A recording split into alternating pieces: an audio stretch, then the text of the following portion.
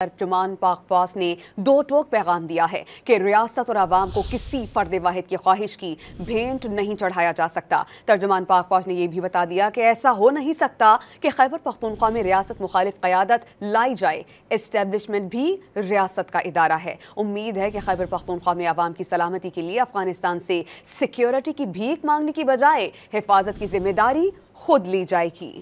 ترجمان پاک فوج نے اس عزم کا اظہار بھی کیا کہ خیبر پختونخوا کے عوام کی جان، مال، عزت و آبرو کی حفاظت کے لیے جو ممکن ہوا وہ کیا جائے گا اور کرتے رہیں گے۔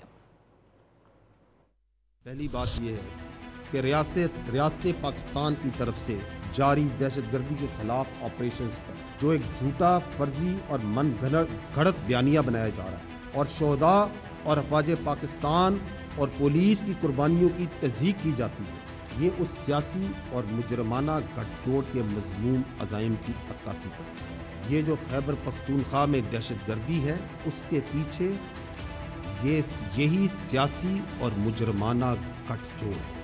دوسری بات، ہم یہ بات واضح کرنا چاہتے ہیں کہ پاکستانی عوام کی سیکیورٹی کسی دوسرے ملک بالخصوص افغانستان کو رہن نہیں کی جا سکتی۔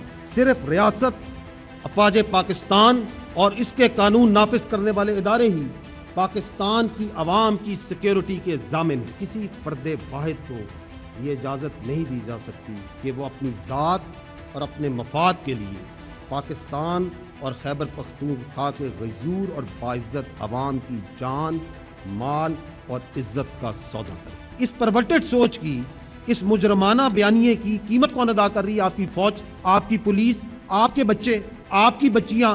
صوبہ خیبر پختونخوا کی ترقی، اس کی گورننس اور اس پہ پردہ ڈالنے کے لیے مزید کنفیوز کیا جائے۔